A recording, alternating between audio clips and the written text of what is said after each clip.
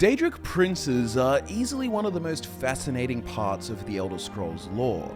Without these enigmatic characters, there would be no Kaima or Dunmer, no orcs, no Khajiit, no werewolves, no vampires, no Daedric artifacts, no Mythic Dawn, no Oblivion Crisis, no Shivering Isles, no Apocrypha, the list goes on. The Daedra are essential to the Elder Scrolls. They have shaped the land and its people in many ways, and the bonus part about them is that they are often fantastic characters to boot. Often with gods, you get these sort of impersonal, abstract forces that may bless you or subtly give you signs, but with the Daedric princes of Oblivion, you have a full-blown conversation or visit their realm. They have vibrant personalities which make them stand out in everyone's eyes. Many of these 17 Daedric princes have had plenty of lore and in-game attention, princes such as Mehrunes Dagon, Hermaeus Mora, and Shayagorath. However, there are a few who are in dire need of some attention, a lore upgrade, some new quests, a new angle or info to help flesh out these Daedric princes so that they can stand on par with the others and become people's favourite, not for the sake of novelty, but for the fact that they possess a new depth that would substantiate their claim to a top-tier positioning in a list. Welcome to Fudge Muppet, ladies and gentlemen. My name is Scott, and today I want to go through with you 3 Daedric princes that I think are in need of some desperate attention. A few princes that, while they may have some interesting or novel concepts at face value, they lack the substance behind the hook. So I would like to change that. Let's go through each and talk about some ways about how they could be fleshed out in future games. First up on the list is one that may surprise many of you because I do often hear him touted as a favourite.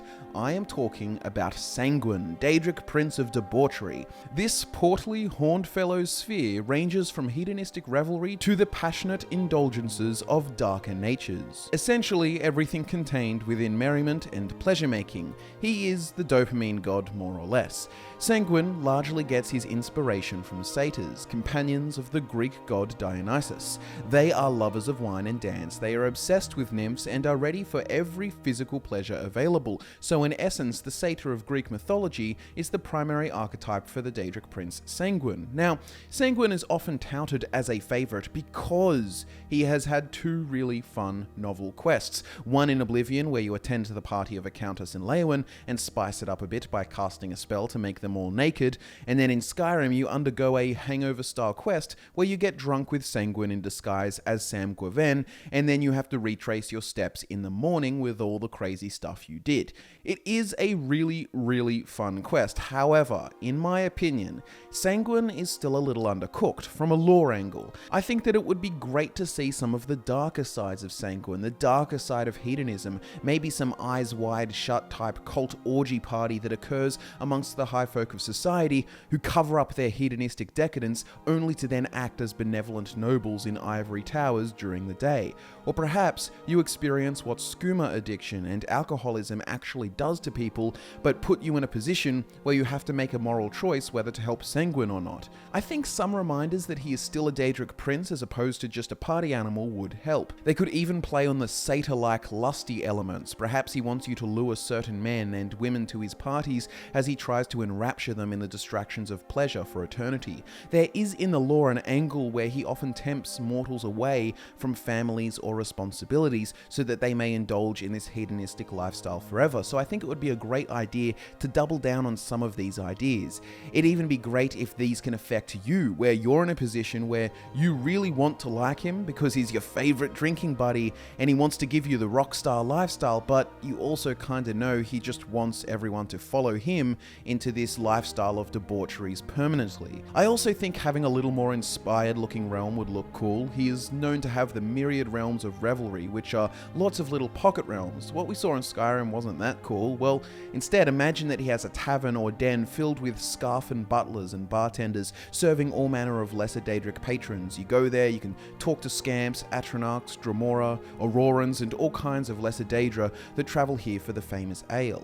It would be cool to see Sanguine's effects on the other Daedra as well as mortals. Overall, I think Sanguine's darker side should be explored in future games. It just makes him a little more dangerous feeling, like a demon prince should be. Next up we have the Daedric Prince of Nightmares, the Dark Lady, the Weaver of the Panoply, Veimina. If you were to sum her up real quick, she gives people nightmares, and her realm is a nightmarish land called Quagmire.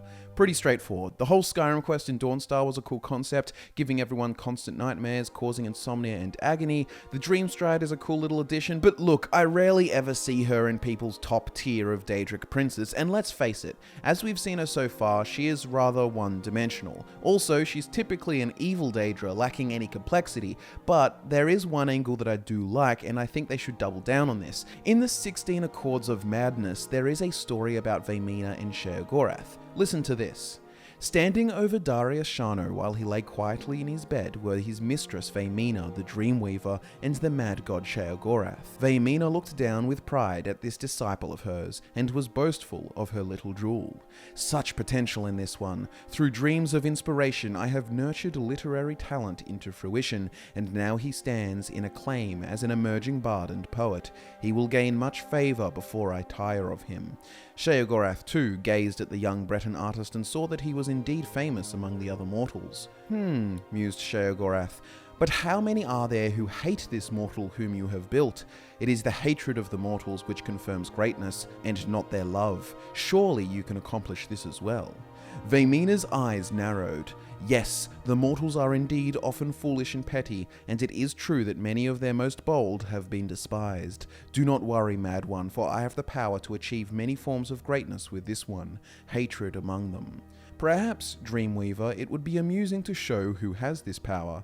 Inspire foolish, arrogant hatred of this mortal for 10 years, and then I will do the same. We shall see whose talents are most efficient, free of aid or interference from any of the Daedra. At this, she relaxed into confident pleasure. The mad god is indeed powerful, but this task is suited to my skills. The mortals are repulsed by madness, but rarely think it worthy of hate. I shall take pleasure in revealing this to you, as I bring the more subtle horrors out of this mortal subconscious. So Veimina would then begin stirring nightmares within this Darius Shano character. It says, for hours each night she would reveal to Darius the most horrible perversions of nature, men being skinned and eaten alive by other men, unimaginable beasts of many limbs and mouths, entire populations being burned. Their screams filled his every evening. In time, these visions gnawed at his soul, and his work began to take on the character of his nightmares. The images revealed to him at night were reproduced on the page, and the terrible cruelty and hollow vice that his work contained both revolted and fascinated the public. They revelled in their disgust over every detail. There were those who openly enjoyed his shocking material, and his popularity among some only fed the hatred of those who found him abhorrent. This continued for several years while the infamy of Darius grew steadily. So personally, I really love how there's this sort of artistic angle where dreams and nightmares are a source of creative inspiration. Have a look at the Polish painter Zdzisław Beksinski. There is a good chance I pronounced that wrong, but regardless, his art is nightmare fuel. He was clearly visited by Veimina, and I just love this angle for the Daedric Prince. It kind of shows her in a different light, one where she's sort of proud of the art she inspires through her nightmares, as opposed to just giving nightmares to people because spooky, scary skeletons.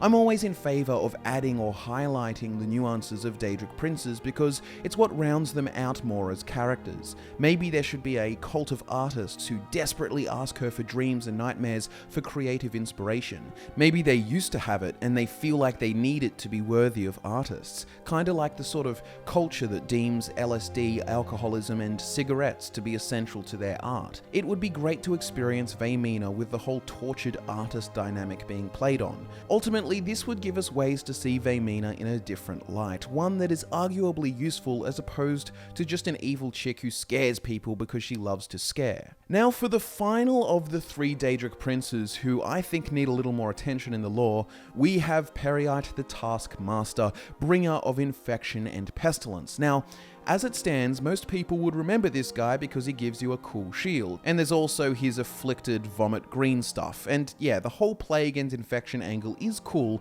but to be honest, at times he can kind of come across as a low-budget Nurgle, and I think he deserves more. You see, Peryite isn't just a dragon-imitating disease master, he's also the Lord of Natural Order.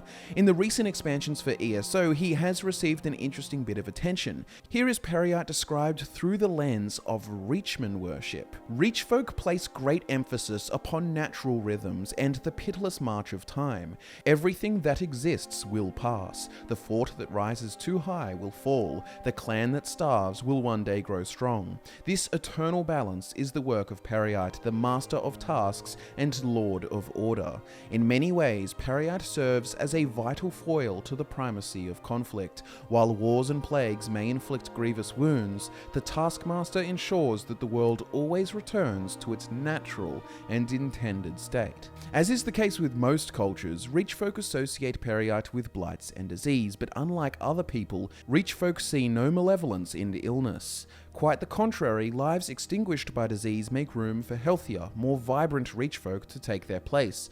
Like wildfires, diseases serve as a revitalizing force of nature, a necessary check on the hazards of abundance. This theme of natural balance achieved through disease and plague is one they should double down on in the future games. Instead of having cults that just worship him and vomit green stuff, have his quests revolve around unleashing a plague, but have him make potentially convincing arguments for his case. Maybe something like dealing with the overpopulation of civilization versus, I just want to give people diseases because I like it. Some have speculated that the rumored Elder Scrolls 6 title, Redfall, might allude to a new plague similar to the disease that the Afflicted possessed, given their reddish skin.